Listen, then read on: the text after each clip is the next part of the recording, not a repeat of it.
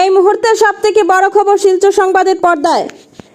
সোনাই ব্লকের এক ট্যাক্স কালেক্টরকে ব্ল্যাকমেইলের অভিযোগে কচুদরম থানায় মামলা। আবারও বলছি দর্শকদের, এই মুহূর্তের তাজা খবর। মঙ্গলবার সন্ধ্যায় সোনাই উন্নয়ন খণ্ডের দক্ষিণ মোহনপুর জিপিতে কর্মরত ট্যাক্স কালেক্টর আতাবুর রহমান আহমেদ নিজের বাড়িতে এক সাংবাদিক সম্মেলন ডেকে পূর্ব সোনাইয়ের বেশ কয়েকজন বিশিষ্ট ব্যক্তিদের উপর ব্ল্যাকমেইলের অভিযোগ উত্থাপন করেন। এ নিয়ে তিনি কচুদরম থানায় এজাহার দায়ের করেছেন। এজাহার মতে বক্তব্য রাখতে গিয়ে আতাউর রহমান বলেন, ট্যাক্স সংগ্রহ করার সময় তার কোনো এক বিষয়ে ভিডিও ধারণ করে বিবাদীরা তার কাছ থেকে 58,000 টাকা হাতিয়ে নিয়েছেন এবং এছাড়া আরও 27 লক্ষ টাকা তারা দাবি করেন। নিউজ ডেস্ক রিপোর্ট, শিলচর সংবাদ। আতাউর রহমান আহমেদ। কিতা কিতা অভিযোগ আনছে, কিতা হয়েছে আপনার লগে? আমার লগে অভিযোগ ওটা আইছে যে বিগত 2-3 মাস থেকে তারা ব্ল্যাকমেল আমার করছে। কারা করছে? ব্ল্যাকমেল করছেন এই আসামি। 1 নম্বরে করছেন আবদুল্লাহ, প্রীতামিত উদয় মিয়া। 2 নম্বরে করছেন মঞ্জু এক্স জিপি প্রীতামিত সুরমান আলী, বাউরিকান্দি জিপি। 3 নম্বরে করছে মহিবুর রহমান মাস্টার, প্রীতামিত সৌরভ আলী, সাংদিদারকুশ 3য় খণ্ড। 4 নম্বর করছেন শাহিন আহমেদ, নদীগ্রাম দিদারকুশ জেলা পরিষদ। 5 নম্বর করছে সিরাজউদ্দিন আহমেদ, প্রীতামিত ফরিসুদ্দিন, সাংনতুন হানচিনপুর। 6 নম্বর করছে মোসদ্দর আলী, পিতামৃত শকত আলী, সাংনতুন হানচিনপুর এক্স এপি। 7 নম্বর করছেন ইস্কন্দর আলী, পিতামৃত শকত আলী, সাংনতুন হানচিনপুর। তারা করছেন আমি সোনাই ডেভেলপমেন্ট ব্লকের দক্ষিণ মোহনপুর জিপি ট্যাক্স কালেক্টর। তারা আমার সঙ্গে ব্ল্যাকমেল করছে। কি ব্যাপারে? আমার ট্যাক্স কালেকশনের ব্যাপারে ব্ল্যাকমেল করছে।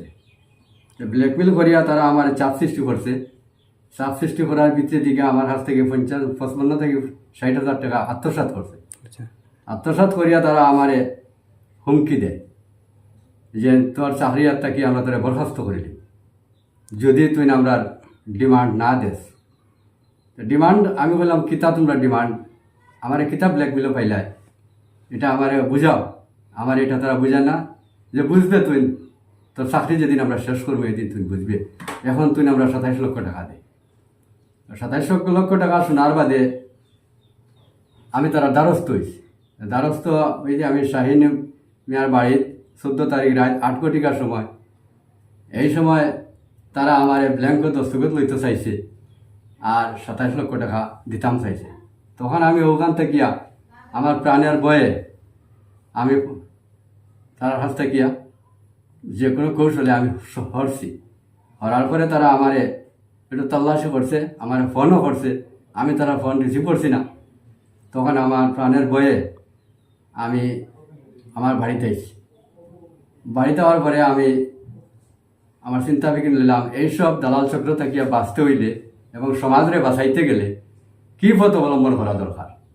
ও আমি আমার বিবেক কাটাইয়া আমি দেখছি আইনের আশ্রয় লইতাম। আইনের আশ্রয় লইতে গিয়ে আমি একটা এফআইআর লিখেছি। ওই দিন রাত্রে লেখি আমি রাত অনুমানিক মনে হয় 1-1:30টার সময় আমি কচুদরম থানাত গিয়ে এফআইআর দিয়া আমি ঘর আইছি। আচ্ছা, কিতা লাগে আপনার উপরে ওই যে টাকা দাবি করছেন তারা? তারা কিতা আমার ট্যাক্স কালেকশনের উপরে কিতা একটা ভিডিও করছে হয় তারা, কিন্তু আমার দেখায় না। এখন তারা কেস করছেন? এখন আমি কেস করছি। কার উপরে যারা নাম কইছেন? যারা নাম কইছি আমি তার উপরে কেস করছি।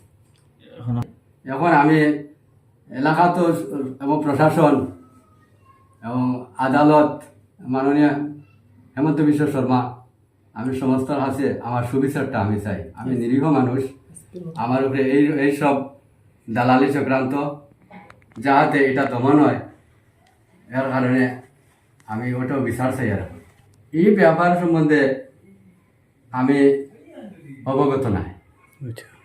তারা কি যে করে আর কি যে তারা আমার মিথ্যা মামলা ঢুকার বা কীভাবে যেন আমার হেনস্থাটা করে, এটা আমি কল্পনা করেও পাই না। তারা কোনো বিচার সভা হয়েছে না, এটা তারা আমার ওভাবে নিয়ে ব্ল্যাকমেল করার কৌশলটা করে খালি, এটা কোনো বিচার সভা না। এরাও আমার উপরে এইসব করছে, অন্য কোনো সাধারণ মানুষে আমার কোনো হেনস্থা করছে না। না না বল- মধ্যে দেখি আচ্ছা বুঝছেন নি মা, এটা আমি ও নিউজের মধ্যে দেখে আমিও আমার হার্ট ওর প্রেশার আমার এখন 25 থেকে আরো লো হয়ে গেছে গিয়া, এই বিষয় নিয়ে চিন্তা করি আমি। এখন আমি আপনারা অনুগ্রহপূর্বকভাবে আপনারা মিডিয়া আমি মিডিয়ার সামনে আমি বলা বক্তব্য দিয়েছি, আর আমি মিডিয়ার সঙ্গে আমি দ্বারস্থ হয়েছি, এইটা শুনিয়া এই ব্যাপারটা আপনি জানেন না? এটা আমি জানি না।